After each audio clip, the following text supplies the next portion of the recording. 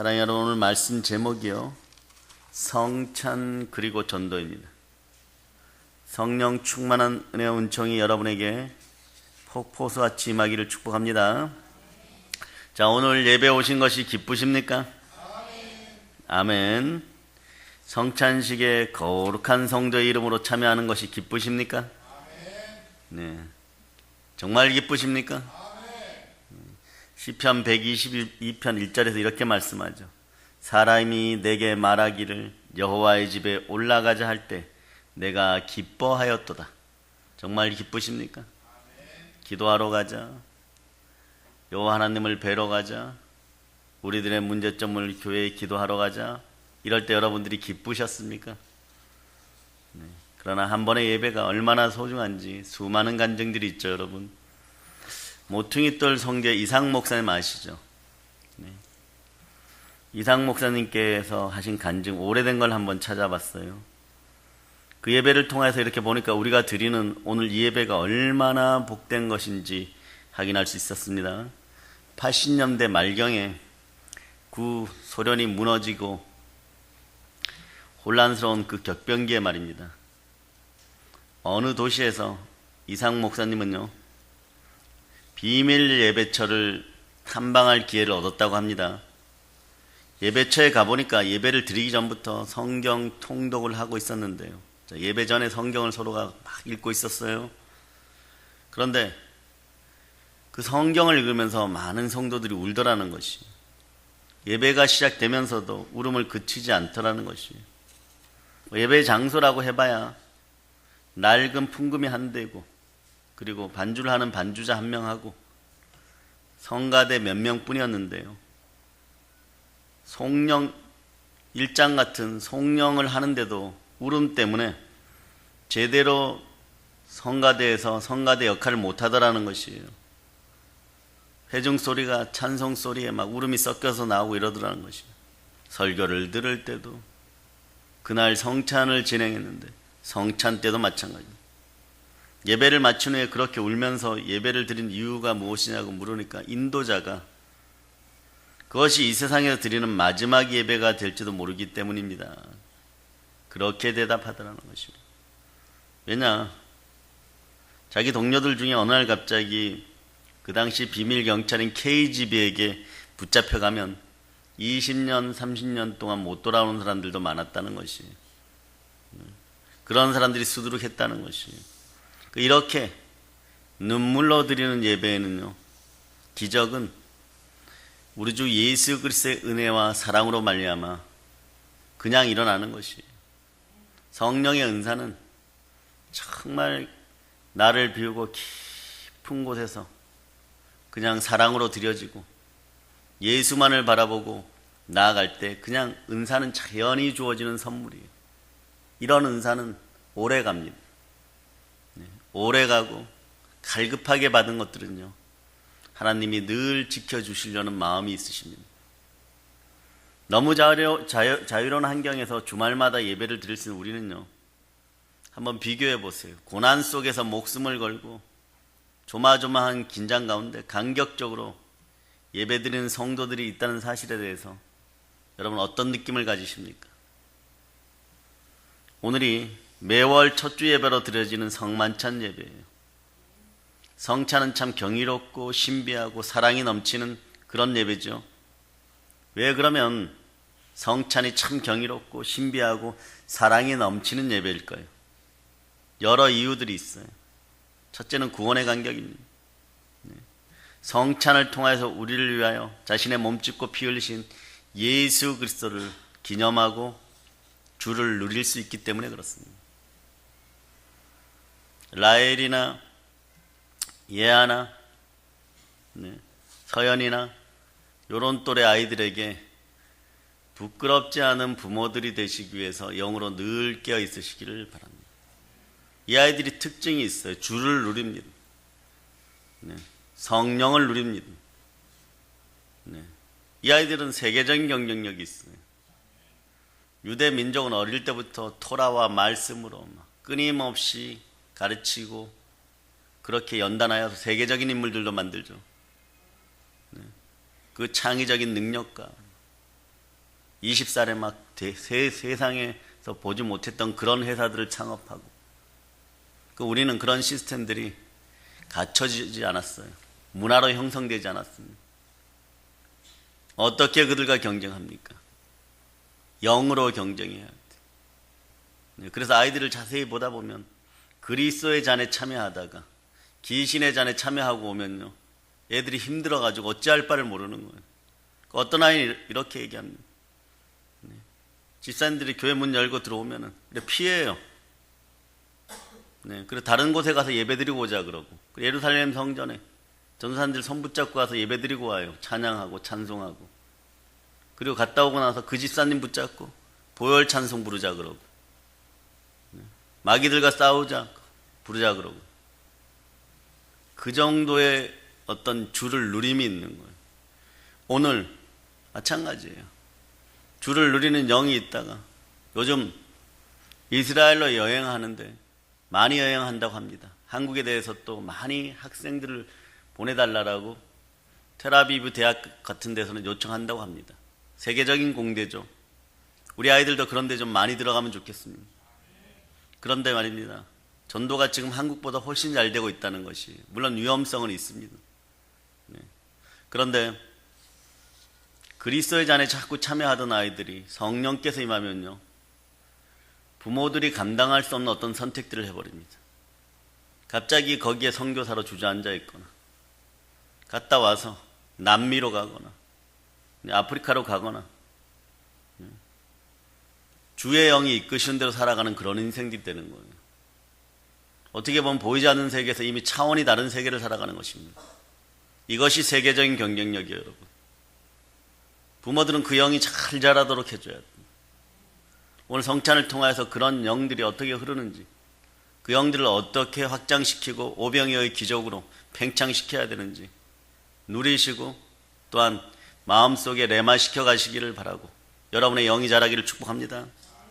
네. 이런 이유 중에 하나는요, 예수 그리스도께서는 성찬을 통하여서 우리들에게 임재하십니다. 우리는 십자가 보혈로 구원받은 하나님의 자녀들이에요. 예수님의 찢기신 살과 흘리신 피가 얼마나 신비하고 고귀한지 모릅니다. 예수의 보혈은 무형이기 때문에 여러분 마음속에서 하나님의 형상이 드러날 때까지 예수의 피가 흘러들어갑니다. 그 마음을 감찰하시는 우리 주의 능력이 함께하여서 여러분들이 주의 자녀로 살아가는데 조금도 부족함이 없도록 계속해서 여러분들을 건들고, 그리고 보혈에 순종하고 십자가의 은혜 가운데 나오라고 계속 건드려요, 보이지 않는 사실 속에. 그래서 때로는 고난의 이름으로 다가올 수 있고, 때로는 축복의 이름으로 다가올 수 있다는 걸 여러분이 아시기를 바랍니다. 우리는 또 예수 그리스도 십자가의 희생으로 말미암아 죄에서 해방되었습니다. 예수님의 십자가 희생으로 말미암아 질병과 저주에서 해방되었습니다. 예수님의 십자가 희생으로 말미암아 지옥의 형벌에서 해방되었습니다. 우리 초등부나 유치부, 유아부 아이들 부모를 두신 분들은요, 다윗처럼, 솔로몬의 악기를 열어주는 다윗처럼 하나님 앞에 나오시기를 바랍니다. 여러분이 굳이 실험하고 싶다 그러면요, 일부러 자범죄, 고범죄 짓고 그 아이들에게 한번 나아가 보세요. 그러면 그 아이들이 어떤 영으로 여러분들을 대접하는지 여러분들이 한 번만 체험하세요. 자꾸 체험하면은 그 아이들이 아빠 엄마를 신뢰하지 않습니다. 여러분들이 늘 먼저 깨어있을 수 있기를 예수 그리스도의 이름으로 축복합니다. 그래서 우리는 예수 그리스도의 십자가의 희생을 통하여 구원받은 하나님의 자녀들이에요. 이미 생명의 성령의 법이 여러분 속에 함께하는 사람들입니다. 죄와 사망의 법이 여러분에게서 완전히 사라졌어요. 그래서 성찬은 예수 그리스도의 희생과 은혜를 기념하는 것이, 이것을 행하여 나를 기념하라고 고린도전서 11장 24절이요. 그럼 예수님을 어떻게 기념하라는 것일까요? 사도 바울은요, 예수 그리스도의 십자가 죽으심을 기념하라고 말합니다. 너희가 이 떡을 먹으며 이 잔을 마실 때마다 주의 죽으심을 오실 때까지 전하는 것입니다. 고린도전서 11장 26절에서 말씀하죠. 예수 그리스도가 왜 죽으셨습니까? 예수 그리스도가 왜 죽으셨는지 그 의미를 깨닫고 알라는 것이에요. 성찬을 통해서 우리는 예수 그리스도의 무한하신 은혜와 사랑을 깨달아 알아야 됩니다. 적어도 말입니다, 여러분들은 인생에 실패하지 않았어요. 영원한 인생 속에 여러분들은 성공자입니다. 그래서 맡은 자들이 구할 것은 충성인 것이에요. 게으르고 악한 모든 속성들이 빠져나가고 가난의 속성들이 사라짐을 여러분 속에서 느끼고 여러분들이 이 복된 복음을 땅끝까지 전할 수 있기를 바랍니다. 바울은 여기서 더 나아가서 예수님의 죽으심을 오실 때까지 전하라고 말씀하시는 거예요. 우리는 예수 그리스도께서 나의 죄를 위하여 살을 찢기시고 피를 흘리신 것을 기억하고 기념하면서 우리 주 예수님께 감사해야 합니다. 그러나 나 혼자만 천국 가라고 주신 은혜가 늘 아님을 기억하고 전할 수 있는 여러분들이 되시기를 바랍니다. 기도와 말씀은 어느 정도까지 여러분들이 따라올 수가 있어요. 기도는 영혼의 호흡이에요. 그 말씀은요, 생명의 양식, 영혼의 양식입니다. 여러분들의 인생이 조금 더 굳건하고 조금 더 튼튼한 인생들, 더욱더 성령으로 복된 인생들이 되기 위해서는 전도할 수 있는 여러분 되시기를 바랍니다. 우리는 부활의 증인들이에요. 전도는 영혼의 운동입니다. 영혼이 운동할 수 있는 여러분들이 되시기를 바랍니다. 우리 주위 사람들에게도요, 십자가의 제사함과 치유와 구원의 은총을 나눠주시기를 바랍니다. 여러분들은 복을 나눠주는 사람들인 것이에요. 예수 그리스도의 부활로 우리가 의롭게 되어 하나님 앞에 다시 설 수 있음을 세상 사람들에게 알려주어야 됩니다. 이것만큼 든든한 마음과 든든한 사랑을 받는 것이 어디에 있겠어요? 기독교 신앙만이 부활 영생의 축복이 있음을 여러분이 알려줘야 됩니다. 다른 이로서는 구원을 얻을 수 없나니 천하 인간의 구원을 얻을 만한 다른 이름을 우리에게 주신 일이 없음이라 하였더라. 사도행전 4장 12절로 그렇게 말씀하죠. 우리는 그래서 성찬에 참여할 때마다 제사함의 의미뿐만이 아니라 복음 전도의 사명을 깨달아 아는 시간들이 되시기를 바랍니다. 기도와 말씀과 전도 가운데 가정들이 바로 선다면요, 여러분들이 여러분 삶에서 그렇게 거추장스러운 일들이 없어져요. 시간도 여러분 재단하여서 사용할 수 있습니다. 10분 잘라서 사용할 수 있어요. 어디 허비할 시간이 있겠습니까? 어떻게 낭비할 시간들이 있겠습니까? 그 귀한 시간 속에 여러분들의 인생이 어떻게 펼쳐지는지를 올 한 해 여러분들이 누리시기를 바랍니다. 예수님도 우리가 성찬에 참여할 때마다 많이 기뻐하십니다. 예수님의 죽으심을 기념할 뿐 아니라 또한 예수님의 의미를 전할 마음으로 앉아있는 여러분들을 보시면 우리 주 예수 그리스도께서는 기뻐하십니다. 여러분, 최후의 성찬식이요, 최후의 만찬이요, 성찬을 통하여서 최초의 새로운 언약이 되었다는 걸 여러분 아십니까? 다시 말씀드리면 최초의 성찬식은요, 어떤 사람들의 최후의 만찬이 되었다는 걸 여러분이 기억하시기를 바랍니다. 최초의 성찬식을 우리는 최후의 만찬이라고 부르죠. 여러분 최후의 만찬 그림 보신 적이 있죠? 레오나르도 다빈치가 그린 최후의 만찬 말입니다. 왜 그럴까요? 왜냐하면요, 예수님이 죽으시기 전에 단지 제자들과 마지막 식사를 하였기 때문에 최후의 만찬입니까? 그렇지 않아요, 여러분. 성찬을 최초로 취했다는 것은요, 그림자 시대는 사라지고 새로운 참된 시대가 다가왔다는 것을 의미하는 것이에요. 6월절 만찬으로 마지막 식사였기 때문에 최후의 만찬인 것이에요. 근데 우리는 보통 죽기 전에 제자들과 함께한 그것만 기억해서 최후의 만찬이라고 생각하죠. 그러나 더 중요한 이유가 있어요. 예수님께서는 6월절의 식사를 마지막으로 하셨습니다. 그리고 최후의 만찬 자리에서 최초의 성찬을 제정하셨습니다. 그래서 구약의 6월절의 만찬은요, 그냥 여기서 끝이 났던 거예요. 그림자 시대는 사라졌던 것이에요. 그 후부터는 신약의 성찬으로 넘어가게 되어 있는 것이에요. 예수님은 최후의 만찬 석상에서 성만찬을 제정하시면서 이런 말씀을 하였죠. 자, 오늘 본문 16절 여러분들이 합독하십니다. 너희에게 이르노니 이 유월절이 하나님의 나라에서 이루기까지 다시 먹지 아니하리라 하시고. 자, 18절도 여러분들이 합독하십니다. 내가 너희에게 이르노니 내가 이제부터 하나님의 나라가 임할 때까지 포도나무에서 난 것을 다시 마시지 아니하리라 하시고. 이게 무슨 말씀입니까? 6월절과 성찬의 진짜 의미는요, 여기서 완성되는 것이 아니라 하나님 나라에서 완성된다는 것이에요. 쉽게 말하면 이제 우리는 하나님 나라가 완성될 그날을 기대하면서 이 성찬에 참여한다는 것이에요.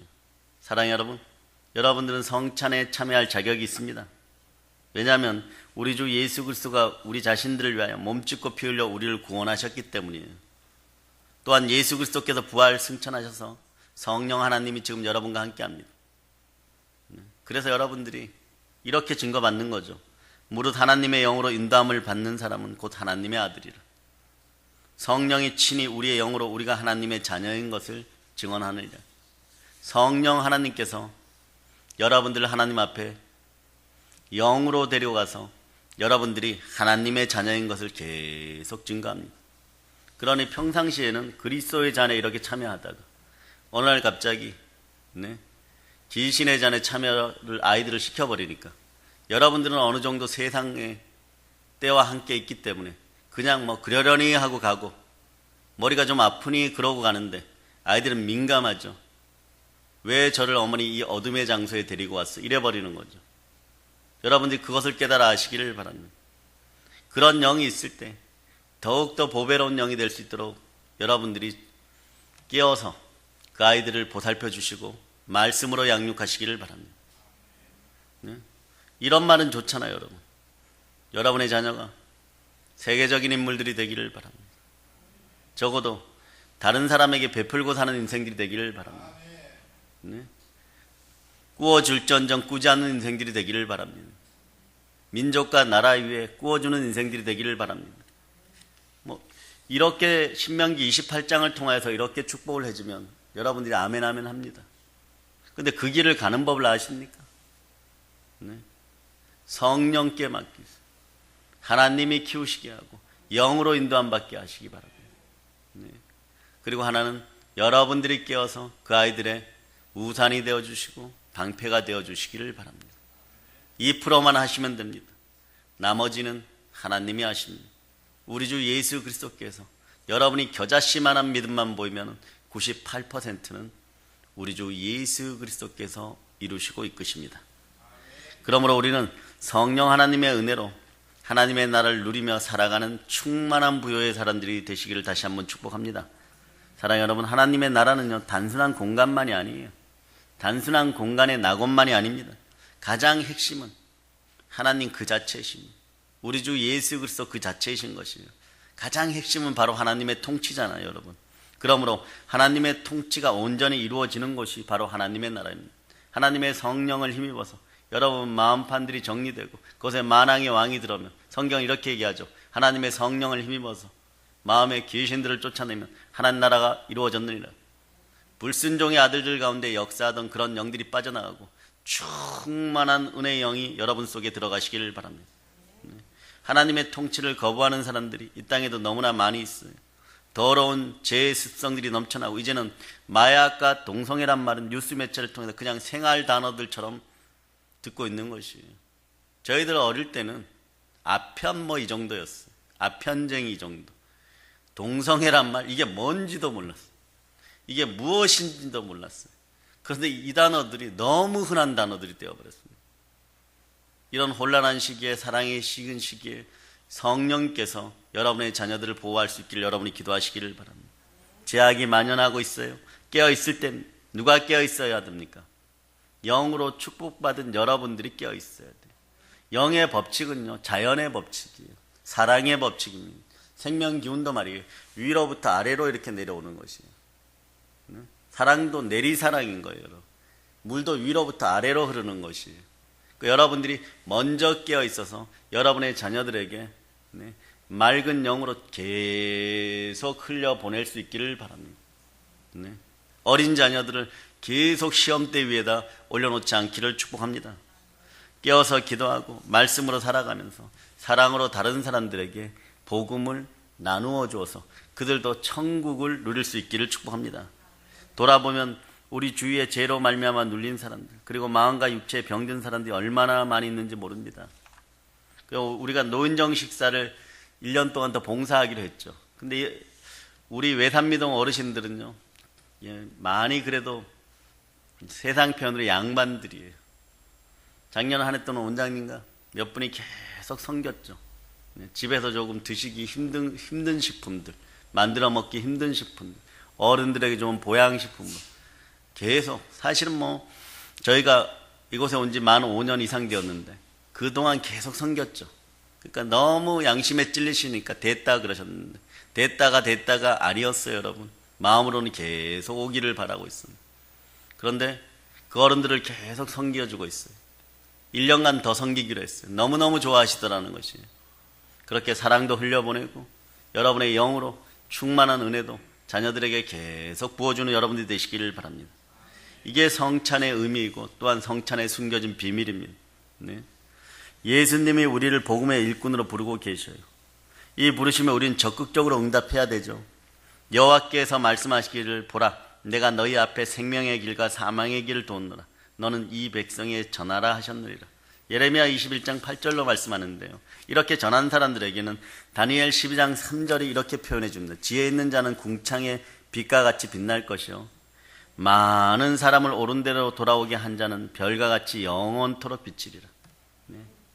별과 같이 영원토록 빛나는 인생들이 되어서 여러분들은 이미 여러분들의 이름이 생명책에 농명되어 있고 하나님 보좌 우편에 여러분들의 영은 앉았다는 사실을 기억하고 부활로 의롭게 된 성도 여러분, 그 성령님과 함께 구원의 대업을 끝까지 이룰 수 있는 여러분이 되시기를 축복합니다. 사실 하나님의 자녀는요, 부활의 증인 그 자체인 것이잖아요. 우리가 부활 복음을 증거할 때 하나님의 나라가 우리 가운데 임하게 되고 또 하나님 나라가 확장됩니다. 하나님 나라, 거룩한 나라가 가정에서도 확장되어서 그 어떤 것들도 틈타지 못하는 그런 충만한 가정들이 되기를 바랍니다. 그리고 자녀들을 위해서 계속해서 무릎 꿇을 수 있는 부모들이 되기를 축복합니다. 그러고 난 다음에 여러분이 말씀 들고 사랑으로 나가보세요. 표적이 나타납니다. 죽은 자도 살릴 수 있는 그런 능력들이 함께합니다. 왜냐하면 성령 하나님이 함께 하시기 때문에 그렇습니다. 성령 하나님이 함께 하신다는 것은 우리 주 예수 그리스도가 함께 하시기 때문이에요. 은가금은 지금 당장 내게 없을지 몰라도 내 안에 나사렛 예수 그리스도 이름이 있다는 사실을 알고 삶이 주저앉은 사람들에게 복음을 전하시기를 바랍니다. 사람들이 죄에서 자유함을 얻고 성령을 받게 되면요, 눌린 병이 치유되죠. 요즘은 눌러놓는 병들이 너무 많아요. 조울증, 우울증, 아토피부요, 그러한 모든 것들이 예수 피 검세라 명한 사라짐을 선포합니다. 사람들의 삶에 변화가 오기를 축복하고 눌린 자녀들이 회복되기를 축복합니다. 영혼이 잘된 같이 범사가 잘되고 강건한 역사가 일어나는 그런 것을 여러분의 눈으로 똑똑히 목도하시기를 바랍니다. 사랑의 여러분, 부활의 증인 복음의 일꾼이 되면 누리는 것이 있어요. 무엇일까요? 복음의 일꾼이 되면요, 이 세상에서 맛보거나 누릴 수 없는 하늘의 기쁨이 생깁니다. 복음 전도의 사명자에게, 부활의 증인들에게 이런 엄청난 기쁨이 임하게 됩니다. 그 성찬은 기쁨의 양식인 것이에요. 여러분, 오늘도 기쁨을 잔뜩 가지고 돌아갈 수 있기를 바랍니다. 네. 사랑하는 여러분, 영혼 얻는 몸이 죽은 것 같이 행함이 얻는 믿음은 죽은 것입니다. 우리 모두 기쁨으로 성찬을 대할 때마다 예수 그리스도의 큰 은혜에 감사하시고 복음 전도의 사명도 오늘 함께 기억하기를 축복합니다. 성찬을 취할 때마다 복음을 전할 것을 기억하여 예수님의 큰 칭찬 속에 있기를 바랍니다. 이제 성령 충만하여서 땅끝까지 교회를 세우는 사랑의 능력교회 성도들 다 되시기를 우리 주 예수 그리스도 이름으로 축복합니다. 아멘. 보혈로 인칩니다. 아멘. 할렐루야.